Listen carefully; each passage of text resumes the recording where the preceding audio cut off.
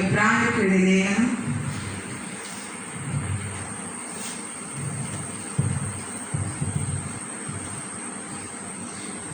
5-ാം അധ്യായം അതിലെ 1-ാം വാക്യം ഇങ്ങനെ വായിക്കാം. ഹല്ലേലൂയ. എബ്രായർക്കെഴുതിയ ലേഖനം 5:1. മനുഷ്യരുടെ ഇടയിൽ നിന്ന് എടുക്കുന്ന ഏത് മഹാപുരോഹിതനും പാപങ്ങൾക്കായി വഴിപാടും യാഗവും അർപ്പിപ്പാൻ ദൈവ കാര്യത്തിൽ മനുഷ്യർക്ക് വേണ്ടി നിയമിക്കപ്പെടുന്നു. ഹല്ലേലൂയ. എബ്രായർക്കെഴുതിയ ലേഖനം 5:1 വാക്യം ഇങ്ങനെ പറയുന്നു: മനുഷ്യരുടെ ഇടയിൽ നിന്ന് എടുക്കുന്ന ഏതു മഹാപുരോഹിതനും പാപങ്ങൾക്കായി വഴിപാടും യാഗവും അർപ്പിപ്പാൻ ദൈവകാര്യത്തിൽ മനുഷ്യർക്ക് വേണ്ടി നിയമിക്കപ്പെടും. Hallelujah, hallelujah. അപ്പോൾ ദൈവകാര്യത്തിൽ മനുഷ്യർക്ക് വേണ്ടി നിയമിക്കപ്പെടുന്ന വ്യക്തികൾ. Hallelujah, hallelujah. നമുക്കറിയാം നമ്മുടെ മഹാപുരോഹിതൻ ആരാണ്? നമ്മുടെ മഹാപുരോഹിതൻ യേശുവാണ്. Hallelujah, hallelujah. അതുകൊണ്ട് തന്നെ മനുഷ്യരുടെ ഇടയിൽ നിന്ന് എടുക്കുന്ന ഏത് മഹാപുരോഹിതനും, ഹല്ലേലൂയ, ഹല്ലേലൂയ, മനുഷ്യരുടെ ഇടയിൽ നിന്ന് എടുക്കുന്ന ഏത് മഹാപുരോഹിതനും പാപങ്ങൾക്കായി വഴിപാടും യാഗവും അർപ്പിപ്പാൻ ദൈവകാര്യത്തിൽ മനുഷ്യർക്ക് വേണ്ടി നിയമിക്കപ്പെടുന്നു. ദൈവിക കാര്യത്തിൽ മനുഷ്യർക്ക് വേണ്ടി നിയമിക്കപ്പെടുന്ന വ്യക്തിയാണ് ഒരു മഹാപുരോഹിതൻ. ഹല്ലേലൂയ.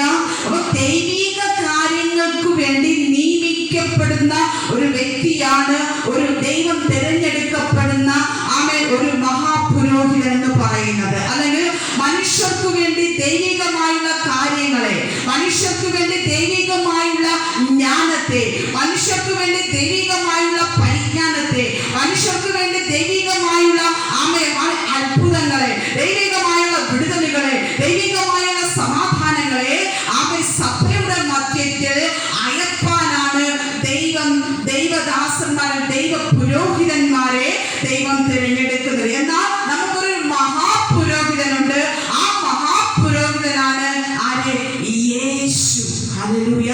വചനം പറയുന്ന ഒരു മനുഷ്യപുത്രനായി മനുഷ്യരുടെ ഇടയിൽ മനുഷ്യനെ പോലെ അവൻ ജീവിച്ചു. എന്നാൽ അവൻ മഹാപുരോഹിതനായിരുന്നു. ഹല്ലേലൂയ. അവന്റെ വായിൽ, യേശുവിൽ നിന്ന് വരുന്ന വായിൽ നിന്ന് വാക്കുകളെ മായ്ച്ചു കളയുവാൻ ആർക്കും കഴിയയില്ല. ഹല്ലേലൂയ. അതിനെ പൊളിപ്പാനോ അതിനെ നീക്കിക്കളയാനോ ആർക്കും കഴിയില്ല. കാരണം അവൻ ദൈവപുത്രനായതുകൊണ്ടും, അവൻ ദൈവപുത്രനായിരുന്നു എങ്കിലും അവൻ മനുഷ്യപുത്രനായി അവൻ ഭൂമിയിൽ അവതരിച്ചു. ഹല്ലേലൂയ.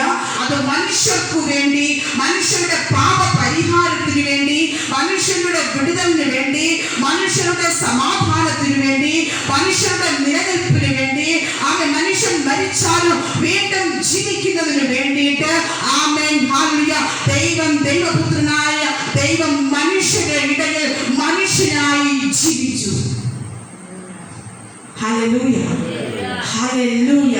പാപമില്ലാത്തവനെ പാപി എന്ന് കുറ്റം വിധിച്ചു. പക്ഷേ മനുഷ്യരെ പോലെ ജീവിച്ച ഈ ലോകത്തിൽ ദൈവപുത്രനെ മനുഷ്യന്റെ ഇടയിൽ നിന്ന് മാനുഷികമായുള്ള സകല സംഘർഷങ്ങളും ആരെ ഏൽക്കേണ്ടി വന്നു? യേശു ഏൽക്കേണ്ടി വന്നു. ഹല്ലേലൂയ. യേശു തന്റെ പരസ്യ ശുശ്രൂഷ കാലഘട്ടത്തിൽ 3.5 വർഷം യേശു പരസ്യ ശുശ്രൂഷ കാലഘട്ടത്തിൽ യേശുവിന്റെ അത്ഭുതങ്ങൾ യേശു ചെയ്തു. ഹല്ലേലൂയ. എന്തിന്? അതുവരെയും യേശു 30 വയസ്സുവരെയും യേശു ഒരു മനുഷ്യനായി മനുഷ്യന്റെ ഇടയിൽ അവൻ ജീവിച്ചു. മനുഷ്യന്റെ ഇടയിൽ നിന്ന് വരുന്ന സകലതും അവൻ അനുഭവിക്കുവാൻ ഇടയായി. ശരീരം കൊണ്ടും മനസ്സുകൊണ്ടും ഇടയായി. എന്നാൽ യേശുവിനാൽ പരിശുദ്ധാത്മാവ് സ്വർഗം തുറന്ന് അപ്പോൾ മുതൽ യേശുവിന്റെ പരസ്യ ശുശ്രൂഷ അധികാരങ്ങൾ ലോകത്തിൽ വെളിപ്പെട്ടു തുടങ്ങി. Hallelujah, hallelujah. അപ്പോൾ ആ അധികാരം തന്നിൽ വെറുതെ വന്നതല്ല, തന്നിൽ ആകെ പോരാട്ടമുണ്ടായിരുന്നു, തന്നിലൊരു പോരാട്ട യുദ്ധമുണ്ടായിരുന്നു. താൻ അഭിഷേകം പ്രാപിച്ചു എങ്കിൽ ആ അഭിഷേകം പ്രാപിച്ചിട്ട് താൻ അവിടെ മിണ്ടാതെ ഇരുന്നില്ല. ആ അഭിഷേകം വെച്ചുകൊണ്ട്, ആ അധികാരം വെച്ചുകൊണ്ട് അവൻ അവിടെ ഇരുന്നു കൊണ്ട് മാത്രം യേശു അത്ഭുതങ്ങളോ അടയാളങ്ങളോ ചെയ്തില്ല. താൻ മരുഭൂമിയിൽ യുദ്ധത്തിനായി കടന്നുപോയി. Hallelujah, hallelujah. യേശു അഭിഷേകം പ്രാപിച്ചപ്പോൾ, യേശുവിന്റെ മേൽ അധികാരം ഇറങ്ങി വന്നപ്പോൾ, യേശുവിന്റെ മേൽ ദൈവത്തിന്റെ കൃപ സ്വർഗ്ഗത്തിൽ നിന്ന് ഇറങ്ങി വന്നപ്പോൾ, തന്റെ ശുശ്രൂഷയുടെ കാലഘട്ടത്തിന്റെ സമയമായപ്പോൾ, തന്റെ മേലുള്ള അധികാരങ്ങൾ വെളിപ്പെടുവാൻ, അത്ഭുത ഭൂതങ്ങൾ പുറത്തു പോകുവാൻ, അത്ഭുത രോഗശാന്തികൾ നടക്കുവാൻ സമയമായപ്പോൾ, എന്റെ യേശുവിന്റെ മേൽ പിശാച് വാളെടുക്കുവാൻ തുടങ്ങി. ഹല്ലേലൂയ. താനത് സഹിക്കാൻ സന്നദ്ധനായിരുന്നു, താനത് ഏറ്റെടുക്കാൻ സന്നദ്ധനായിരുന്നു. തന്റെ പോരുകളെയും പൈശാചിക മണ്ഡലങ്ങളെയും അവന്റെ കാക്കിലാക്കാൻ അവൻ സന്നദ്ധനായി. അവൻ നിന്നുകൊടുത്തു, താഴ്ത്തിക്കൊടുത്തു. കാരണം ഒരു പോരാട്ട യുദ്ധം, ഒരു അഭിഷേകം പ്രാപിച്ച ഒരു ദൈവ പൈതലിന് അവന്റെ മേലൊരു അധികാരം കിടപ്പുണ്ടോ, അവരുടെ മേലൊരു അധികാരം കിടപ്പുണ്ടോ? ഒരു അത്ഭുത ശുശ്രൂഷയുടെ വിളി ഒരുവന്റെ മേൽ കിടപ്പുണ്ടോ? അവന്റെ മേലൊരു യുദ്ധമുണ്ട്. Hallelujah, hallelujah.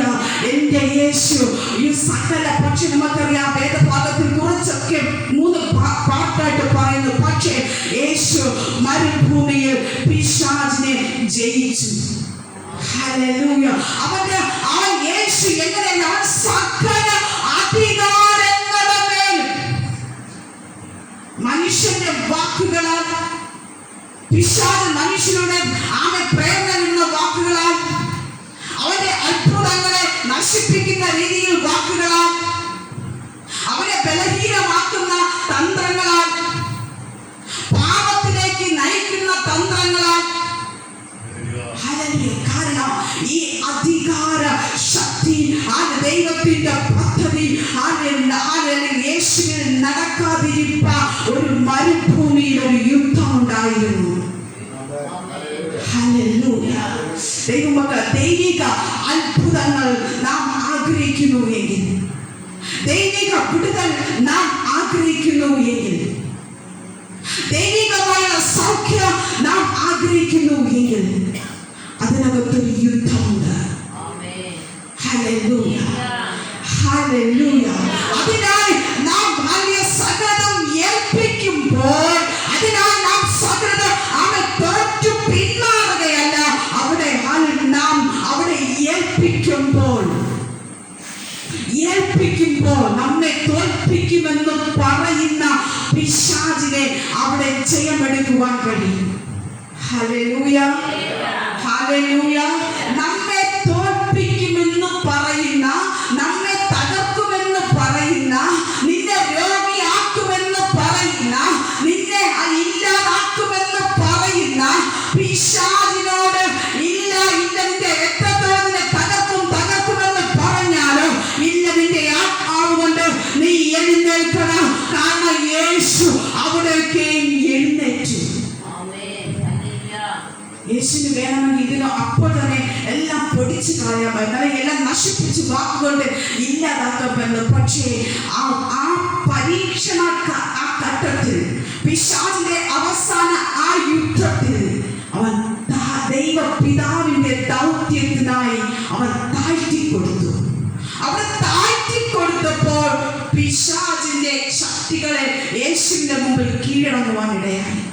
വാക്കുകളാൽ, അധികാരങ്ങളാൽ, ജ്ഞാനത്താൽ, പ്രവർത്തികളാൽ, നിന്റെ ആത്മാവിന്റെ ഹൃദയത്തിനകത്തു നിന്ന് വരുന്ന വാക്കുകളാൽ, നിന്റെ വിശ്വാസ പ്രവൃത്തികളാൽ നിന്നെ ദണ്ഡിപ്പിക്കുന്ന ഓരോ ശത്രുവിനെയും നിന്റെ വാക്കുകൾ കൊണ്ട്, നിന്റെ വായിൽ നിന്ന് വരുന്ന അധികാരത്തിന്റെ വചനത്തിന്റെ ശക്തിയാ നീ ചെയ്യുവാൻ തയ്യാറാകണം.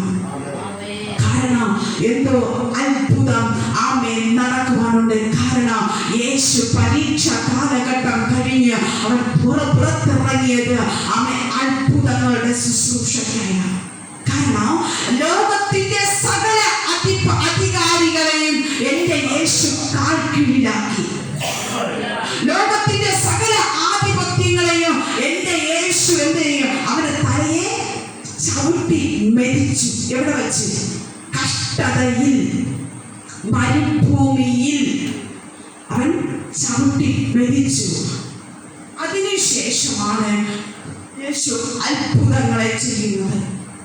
ഹല്ലേലൂയ. ഇവിടെ മനുഷ്യരുടെ ഇടയിൽ നിന്ന് എടുക്കുന്ന ഏത് മഹാപുരോഹിതനും പാപങ്ങൾക്കായി വഴിപാടും യാഗവും അർപ്പിപ്പാൻ ദൈവകാലത്തിൽ മനുഷ്യർക്ക് വേണ്ടി നിയമിക്കപ്പെടുന്നു. അപ്പോ ദൈവിക കാര്യങ്ങൾക്ക് വേണ്ടി മനുഷ്യർക്ക് വേണ്ടി നിയമിക്കപ്പെടുന്ന പുരോഹിതന്മാർ, ഹല്ലേലൂയ, അവരുടെ എങ്ങനെയാണ് ദൈവപ്രവൃത്തി വെളിപ്പെടുന്നത്?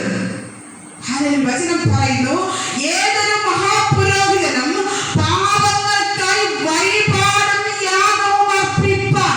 എന്താണ് വഴിപാട്? എന്താണ് വഴിപാട്? പ്രാർത്ഥന എന്ന വഴിപാട്. എന്താണ് ഈ യാഗം? ആരാധന എന്നൊരു യാഗം. അപ്പോ പുരോഹിതന്മാർ അല്ലെങ്കിൽ മഹാപുരോഹിതനും പാപങ്ങൾക്കായി വഴിപാട്, യാഗം, പ്രാർത്ഥന എന്ന വഴിപാട്, ആരാധന എന്ന യാഗം. ഹല്ലേലൂയ. ദൈവിക കാര്യങ്ങൾക്ക് വേണ്ടി ദൈവം നിയമിക്കപ്പെട്ടിരിക്കുന്നു. അപ്പോ അതിലൂടെ ഒരു പാപമോചനം യേശു അയക്കപ്പെടുന്നു. അതിലൂടെ ഒരു പാപപരിഹാര, രോഗസൗഖ്യ, ഭൂതസൗഖ്യ യേശു അയക്കപ്പെടുന്നു. ഹല്ലേലൂയ. ഹല്ലേലൂയ. ശക്തിയോടെ, ശക്തിയോടെ. ഹല്ലേലൂയ. ഹല്ലേലൂയ. കരമടിച്ച്, ഹല്ലേലൂയ, ശക്തിയോടെ ഒന്ന് കരമടിച്ച്, കരമടിച്ച്, കരമടിച്ച്. ആമേൻ. ശക്തിയോടെ, ശക്തിയോടെ, ശക്തിയോടെ. ആമേൻ. ഒരു പാപമോചന അധികാര ശക്തി യേശു ഹല്ലേലൂയ നമുക്ക് വേണ്ടി അയച്ചിരിക്കുകയാണ്. ഒരു പാപമോചന അധികാരിയുടെ ശക്തി, ഒരു പാപമോചന അധികാരത്തിന്റെ ശക്തി. കാരണം പാപത്തെ നയിക്കുന്നത് ആമേൻ പിശാചത്രേ, പാപിയാക്കാൻ ശ്രമിക്കുന്നത് പിശാചത്രേ, നന്മകളെ ചോർത്താൻ ശ്രമിക്കുന്നത് സാത്താനത്രേ, നിന്റെ ആരോഗ്യത്തെ ഇല്ലാതാക്കാൻ ശ്രമിക്കുന്നത് പാപത്തിന്റെ അധിപതിയായ ദുഷ്ട സാത്താനത്രേ. ഹല്ലേലൂയ.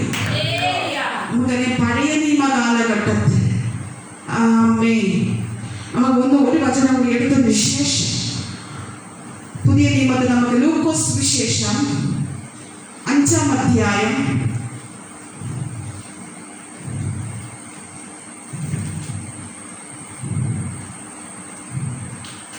20-ാം വാക്യം. മനുഷ്യ, നിന്റെ പാപങ്ങൾ മോചിച്ചു തന്നിരിക്കുന്നു എന്ന് പറഞ്ഞു. ഹല്ലേലൂയ. ഇവിടെ യേശു പറയുന്ന ഒരു വാക്കാണ്, മനുഷ്യ, നിന്റെ പാപങ്ങൾ മോചിച്ച് തന്നിരിക്കുന്നു. ഇത് ആരോട് പറയുന്നതാണ്?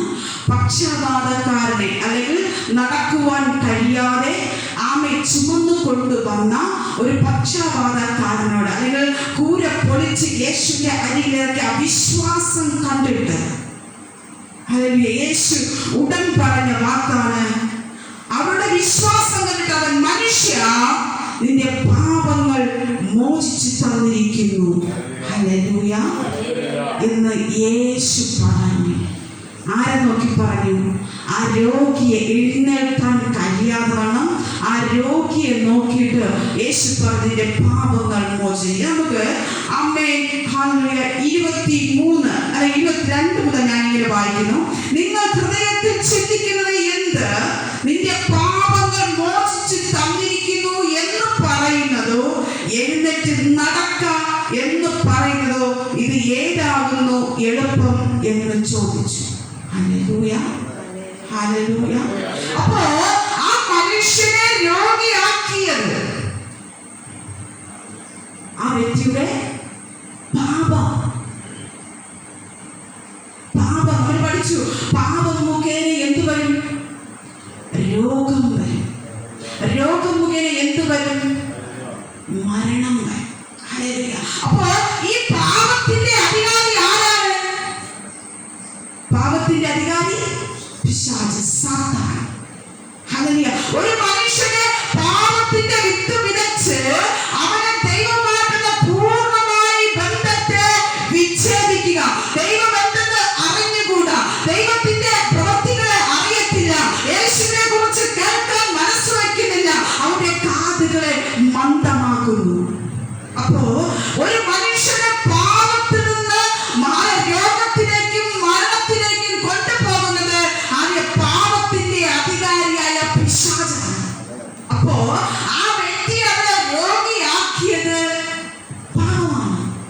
അപ്പോ മനുഷ്യപുത്രനായ യേശു തന്റെ ശുശ്രൂഷ കാലഘട്ടത്തിൽ യേശു ചെയ്ത അത്ഭുതങ്ങളിൽ ഒന്നാണ് മനുഷ്യന്റെ പാപത്തെ മോചിപ്പിച്ചിരിക്കുന്നു. കാരണം നീ രോഗിയായത് പാപമാണ്. നിന്നെ രോഗിയാക്കിയത് പിശാചാണ്. എന്തുകൊണ്ട് ആ മനുഷ്യൻ വചനം പറയുന്നു, ആ മനുഷ്യൻ ചാടി വീണ് എഴുന്നേറ്റു. എന്തുകൊണ്ട് എഴുന്നേറ്റു? കാരണം അത്രത്തോളം പിശാചിന്റെ മേൽ അവൻ അധികാരം പ്രാപിച്ചു കഴിഞ്ഞു.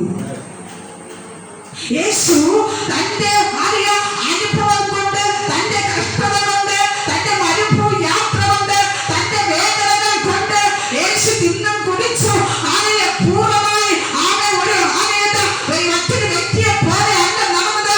തന്റെ രാജ്യത്തിന് വേണ്ടി, തന്റെ പിതാവിന്റെ ദൗത്യം പൂർത്തീകരിക്കാൻ വേണ്ടി ഒരു കഷ്ടത അനുഭവിച്ചു. അപ്പോ ആ കഷ്ടതയിൽ കൂടി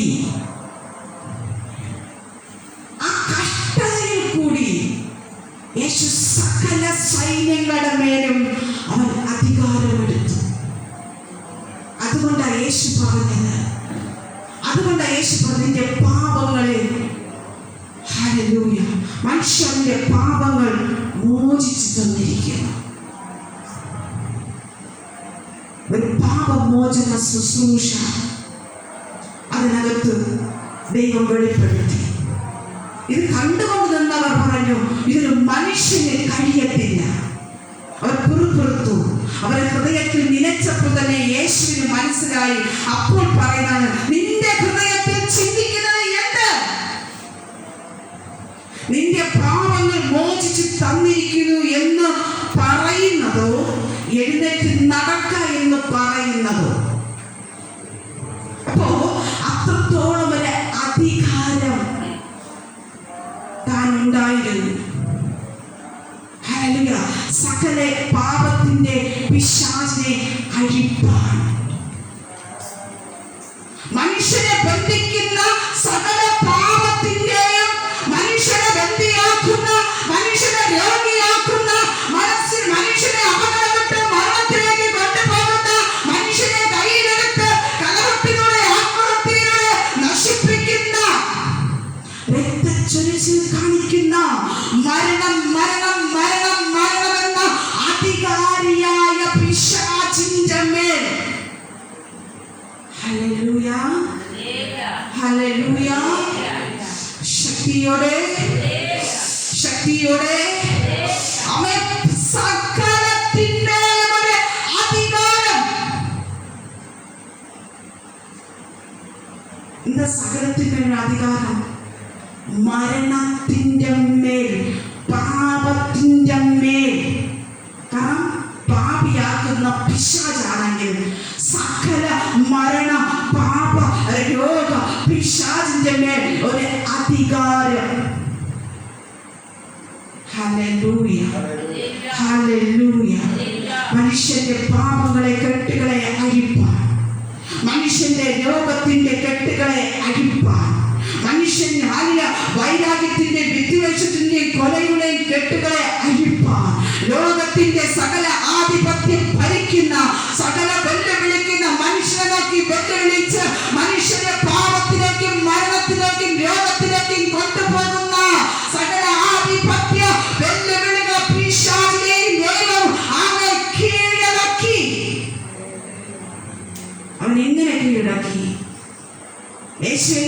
കിടക്കി.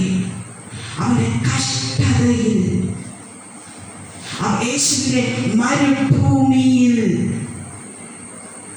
അവന്റെ മരുഭൂ യാത്രയിൽ, ഹല്ലേലൂയ, ഒന്ന് കരം അടിച്ച് ദൈവത്തിന് മഹത്വം പറയാമോ? ഹല്ലേലൂയ. അവൻ ശക്തിയോടെ എന്തോ ദൈവത്തിന്റെ ആത്മാവ് വെളിപ്പെടുത്തുന്നുണ്ട്. അത് സഭയ്ക്കകത്ത് വെളിപ്പെടുത്തിക്കൊണ്ടിരിക്കുക. ഹല്ലേലൂയ, ഹല്ലേലൂയ, ആമേൻ, ആമേൻ, ആമേൻ. ആധിപത്യം, അവന്റെ ദുഷ്ടന്റെ ആധിപത്യം, ദുഷ്ടന്റെ വെല്ലുവിളി നാം ജയിക്കണം. കഷ്ടതയിൽ നീ ആയിരിക്കുന്നു എങ്കിൽ, കഷ്ടതയിൽ നീ ആയിരിക്കുന്നു എങ്കിൽ, ആമേൻ, വെറും ഒരു ദൗത്യമല്ല നിന്റെ പുരോഹിതന്റെ ദൈവം ഏൽപ്പിച്ചിരിക്കുന്നത്.